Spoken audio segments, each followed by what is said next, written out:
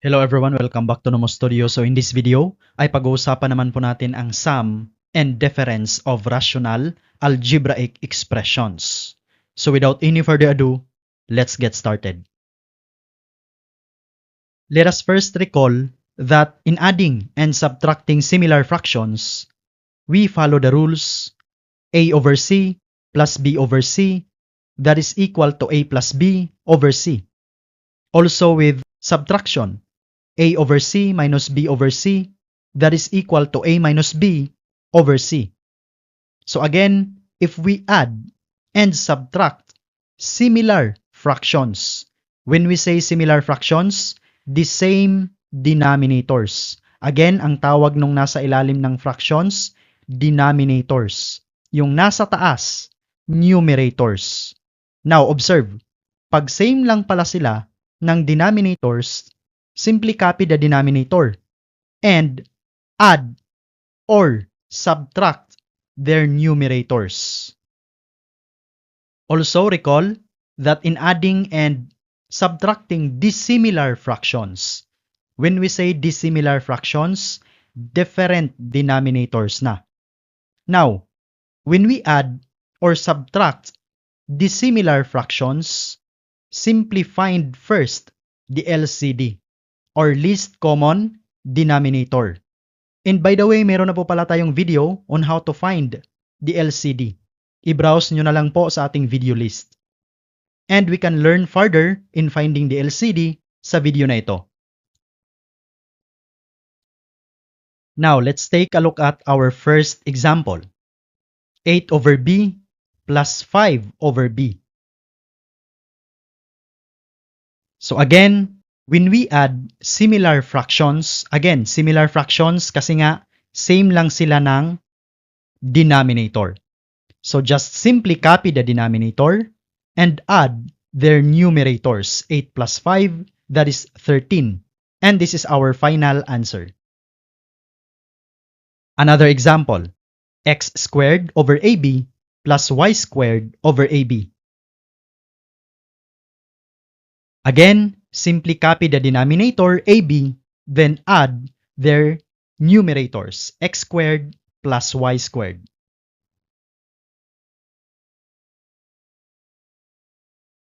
Third example, 4y over 3x plus 1 plus 3z squared over 3x plus 1.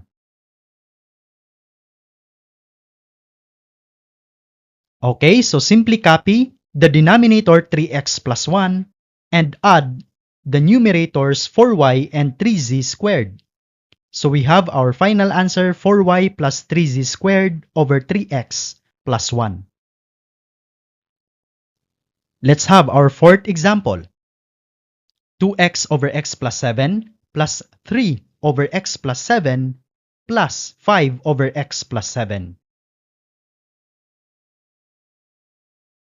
Okay, so again, copy the denominator x plus 7 and add the numerators. So we have 2x plus 3 plus 5, that is simply equal to 8.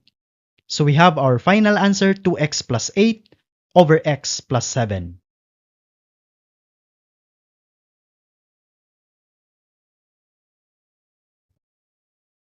Now let's have our last example for similar fractions. 10a over x squared minus 4 plus 15a over x minus 2 times the quantity x plus 2. Similar fractions po ba ito? The answer is yes. Kasi kapag i-multiply po natin yung dalawang quantities na ito, it will result to x squared minus 4. So let's try to multiply these two. X minus 2 times x plus 2. X times x, that is x squared. Negative 2 times x, that is negative 2x. X times positive 2, that is positive 2x. Negative 2 times positive 2, that is negative 4. Bring down x squared. So this is 0. Bring down negative 4. So again, if we multiply these two quantities, it will result to x squared minus 4. That means this is similar fractions. So, simply copy the denominator. So, either sa dalawa. Pwedeng ito, pwedeng ito. So, I choose x squared minus 4.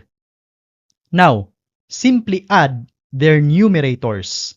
10a plus 15a, that is simply equal to 25a. So, this is our final answer. Hope you've got it.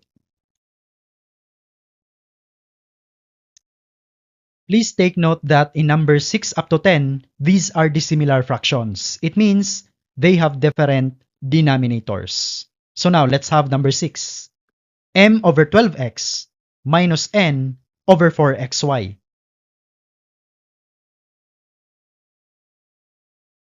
Again, when we add or subtract dissimilar fractions, we simply get first the LCD or least common denominator. And to find the LCD, let's factor first each denominator. So 12x, ito yung denominator ng ating first fraction. 4xy, this is the denominator of our second fraction. So what are the factors of 12x? Yes, we have 2 times 2 times 3 times x. What are the factors of 4xy? Yes, 2 times 2 times x times y. Now, tingnan muna natin yung common nila. So, common nila is 2. So, count only 1. Isa lang po ang kunin ha, wag yung dalawa. Kapag common sila, isa lang ang kunin. Next. So, times 2. Next. Times 3. Common nila x, so count only 1. So, times x. Then, times y. So, the LCD is simply 2 times 2 times 3, that is 12, times x times y. So, we have 12xy. So, this will be our LCD or least common denominator. Now, to operate this, 12xy divided by 12x, that is simply equal to y, times m, that is equal to my. Next, 12xy divided by 4xy, that is simply equal to 3, times n, that is negative 3n. Kinopya lang po natin yung operator na subtraction. So this will be our final answer. Next, number 7. 2 over 2x plus 4 minus 5a over x squared plus 2x. Again, this is a dissimilar fraction, so we have to find first the LCD. So let's factor first each of the denominator. So 2x plus 4, this is the denominator of our first fraction. X squared plus 2x, this is the denominator of our second fraction. Now, let's factor 2x plus 4. So we have 2 times the quantity x plus 2. So ito yung factor ni 2x plus 4. Because if we multiply 2 by the quantity x plus 2, babalik lang po siya dito. 2 times x, that is 2x. 2 times positive 2, that is positive 4. Next, what is the factor of x squared plus 2x? Yes, x times the quantity x plus 2. Again, if we multiply this x kay x plus 2, babalik lang po yan dito. Now, to find the LCD, tingnan muna natin yung common nila.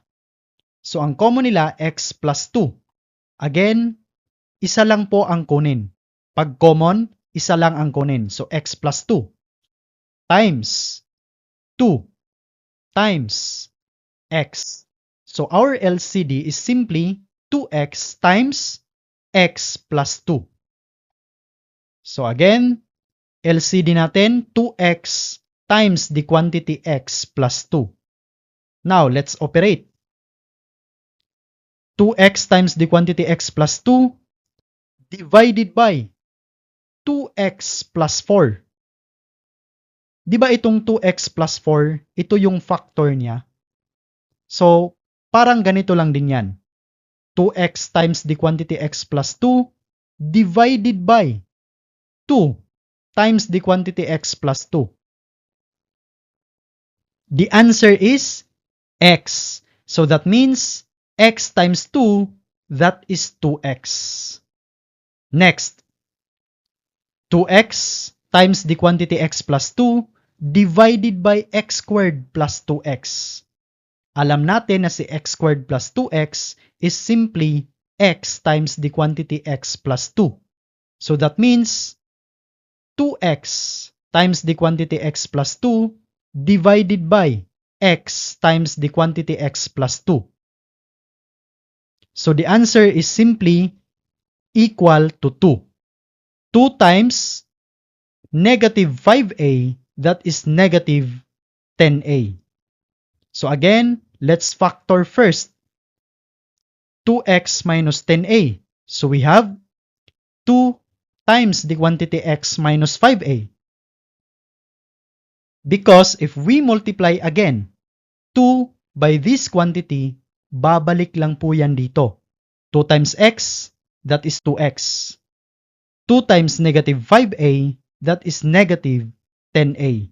So again, 2 times the quantity x minus 5a divided by 2x times the quantity x plus 2. So let's simplify this. So this is 1. So our final answer would be the quantity x minus 5a over x times x plus 2. Next, number 8. 2x minus y over 3x plus y minus 5x over 2y. Again, this is a dissimilar fraction. That means we have to find first the LCD before subtracting. Observe, yung kanilang denominators ay wala pong common. 3x plus y and 2y. Wala naman po silang common, and this is already the simplest form. And in this case, their product will be our LCD. Again, the products of 3x plus y and 2y will be our LCD. So now, let's operate. 3x plus y times 2y divided by 3x plus y. The answer is 2y. So 2y times the numerator 2x minus y, that is simply 2y times 2x minus y. Next, 3x plus y times 2y divided by 2y, the answer is 3x plus y times the numerator 5x. So that simply means 3x plus y times 5x. So let's simplify the numerator. 2y times 2x, that is simply 4xy. 2y times negative y, that is negative 2y squared. Copy the operator. 3x times 5x, that is simply 15x squared. Y times 5x, that is 5xy. Now, simplify po natin yung numerator. Negative 15x squared. Next, negative 2y squared. Next, let's add 4xy and negative 5xy. That is simply negative xy. And this is our final answer. I hope na nasundan po ninyo. Next, number 9. 8 over 3x minus 3 over 4x plus 4 over 12x. Again, this is a dissimilar fraction, so we have to find first the LCD, and to find the LCD, list down all the factors of each denominator. So we have 3x, the denominator of our first fraction, 4x, denominator of our second fraction, and 12x, the denominator of our third fraction. So what are the factors of 3x? Yes, 3 times x lang. 4x, that is 2 times 2 times x. 12x, that is 2 times 2 times 3 times x. Now, tingnan muna natin yung common nila. So we have 2. So kunin yung isang 2. Again, pag common, count only 1. Times another 2. Next, 3. So times 3. Next, x. So we have times x. So the LCD is simply 12x. Now, meron na po tayong LCD. We can operate. So 12x divided by 3x. That is simply 4 times the numerator. So we have 4 times 8. Next, 12x divided by 4x. That is simply 3 times the numerator. So we have negative 3 times 3. Next, 12x divided by 12x. That is simply equal to 1 times the numerator 4. Now, let's simplify. 4 times 8, that is 32. This is negative 9. This is positive 4. 32 minus 9, that is simply 23. Plus 4, that is simply 27. So now, masimplify pa ba? Yes, because both numerator and denominator is divisible by 3. So that means we have to divide both numerator and denominator by 3. 27 divided by 3, that is simply equal to 9. 12x divided by 3, that is simply equal to 4x. And this is our final answer.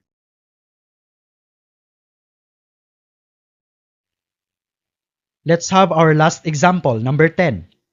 X minus 4 over x squared minus 5x plus 6 minus x plus 3 over x squared plus x minus 6. Again, this is a dissimilar fraction. That means we have to find first the LCD. And to find the LCD, let's first list all the factors of each denominator. So we have x squared minus 5x plus 6. And we have x squared plus x minus 6. Now, what are the factors of x squared minus 5x plus 6? Yes, we have the quantities x minus 2 and x minus 3. Because if we multiply these two quantities or these two factors, babalik lang po siya dito sa original na x squared minus 5x plus 6. So let's try to verify using FOIL method. X times x, that is x squared. X times negative 3, that is negative 3x. Negative 2 times x, that is negative 2x. Negative 2 times negative 3, that is positive 6. Combine like terms, so we have x squared, negative 3x minus 2x, that is negative 5x, plus 6. So bumalik lang po siya dito sa original. Next, what are the factors of x squared plus x minus 6? Yes, we have the quantities x plus 3 and x minus 2. Again, verify po natin using FOIL method. So we have x times x, that is x squared. X times negative 2, we have negative 2x. Positive 3 times x, that is positive 3x. Positive 3 times negative 2, we have negative 6. Combine like terms, so we have x squared. Negative 2x plus 3x, that is positive x. Then minus 6. So bumalik din po siya dito sa original na x squared plus x minus 6. So ngayon, meron na po tayong mga factors ng bawat denominators. Let's find the LCD. And to find the LCD, tingnan muna natin yung common nila. So we have x minus 2. Again, pag common, isa lang po ang kunin. Count only 1. Next, x minus 3. And lastly, x plus 3. And this will be our LCD, or least common denominator. Now, pwede na po tayong mag-operate kasi may LCD na tayo. These quantities divided by x squared minus 5x plus 6. And as we all know that this x squared minus 5x plus 6, ito yung factors niya. So it seems like these quantities divided by these factors. And the answer is simply x plus 3 times the numerator x minus 4. Next, these quantities divided by x squared plus x minus 6. And as we all know, that this x squared plus x minus 6, ito po yung factors niya.